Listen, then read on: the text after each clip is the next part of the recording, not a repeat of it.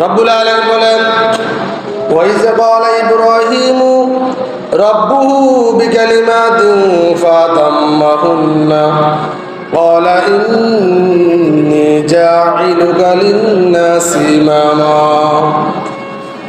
রব্বুল আলামিন কোরআনুল কারীমে সূরা বাকারার 124 নম্বর আয়াতে বলতেছেন,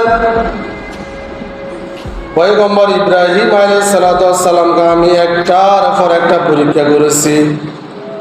এই পরীক্ষার মধ্যে পয়গম্বর ইব্রাহিম আল্লাহ তাআলার হুকুমে সমস্ত পরীক্ষার মধ্যে তিনি কামিয়াব হয়েছেন। সমস্ত পরীক্ষার মধ্যে তিনি সাকসেসফুল হয়েছেন। ইব্রাহিম পয়গম্বর সমস্ত পরীক্ষার মধ্যে তিনি 100 ইব্রাহিম পয়গম্বর আল্লাহ তাআলা উলুল আজমি মিনার রাসূল, জলিলুল কদর একজন পয়গম্বর ইব্রাহিম আলাইহিস সালাতু ওয়াস সালাম। তার জীবন যদি আপনি দেখেন তাহলে দেখবেন তার জীবনের মধ্যে একটার পর একটা শুধু পরীক্ষা, এক একটা পরীক্ষা অনেক বড় বড়, যেটা সাকসেস হওয়া, যেটা ওভার করা অনেক টাফ ব্যাপার। এরপরেও তিনি ইব্রাহিম আলাইহিস সালাতু ওয়াস সালাম সমস্ত পরীক্ষার মধ্যে পাশ হয়েছেন।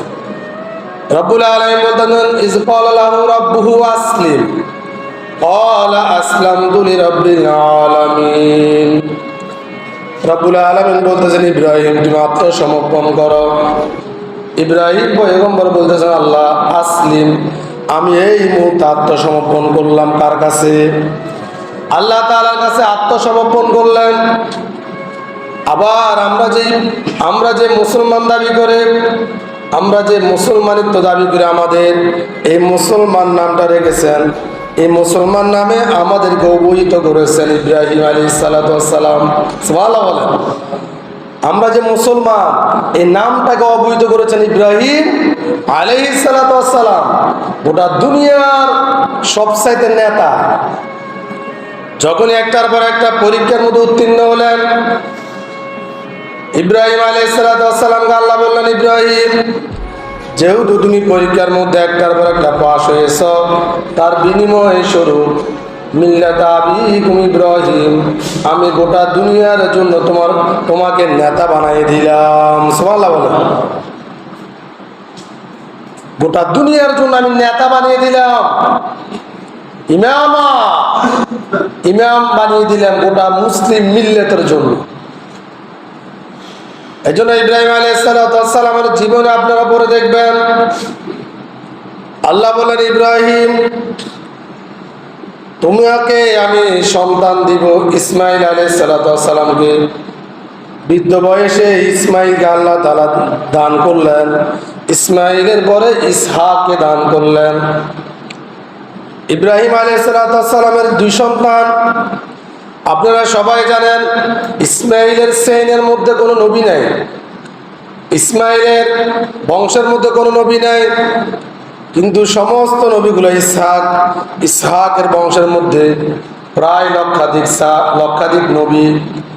দুই একটা 5-6টা নবী বাদ দিলে আর বাকি যত হাজার লক্ষাধিক নবী রাসূল সব ইসহাকের বংশের মধ্যে এসেছেন। সমস্ত নবীরা দাওয়াত দিয়েছেন একজন সর্বশেষ নবী আসবে, একজন পয়গম্বর আসবে সর্বশেষ।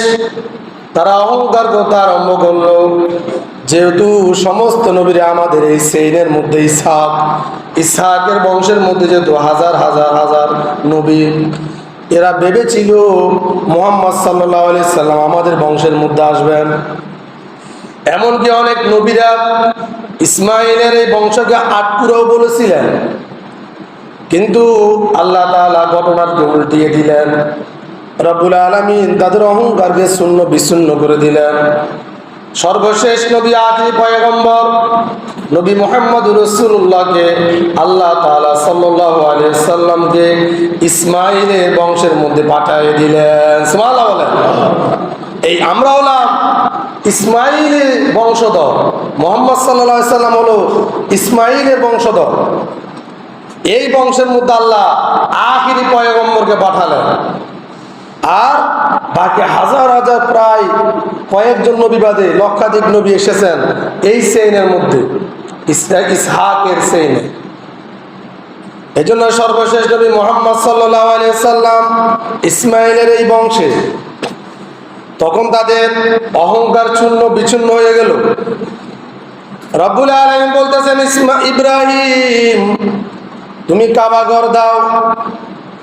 ওয়াইয ইয়ারফাউ ইব্রাহিমুল কওয়াইদ মিনাল বাইতি ওয়া ইসমাঈল রব্বানা তাকাব্বাল মিন্না ইন্নাকা আনতাস সামিউল আলিম।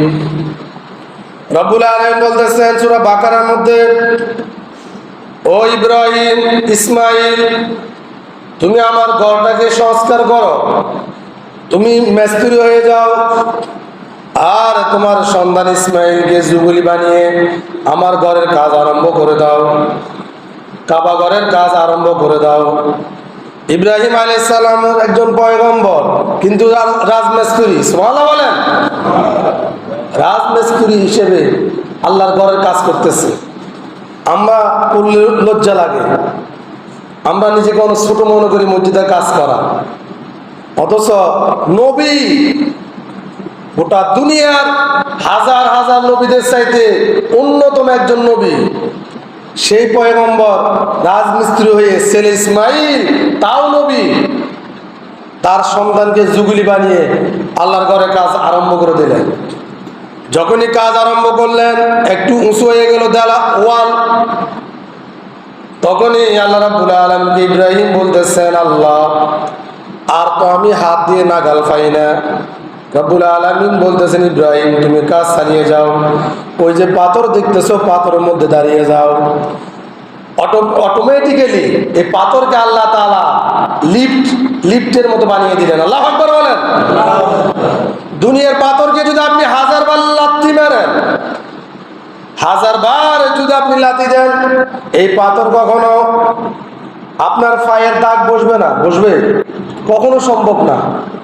কিন্তু ইব্রাহিম আলাইহিস সালাম পাথরের মধ্যে পা রাখলেন, আল্লাহ তাআলা পাথর বাঁধালেন, পাথরের মধ্যে পা রাখলেন। এটাকে বলা হয় মাকাম ইব্রাহিম। এই পাথরের মধ্যে ইব্রাহিম দাঁড়িয়ে কাজ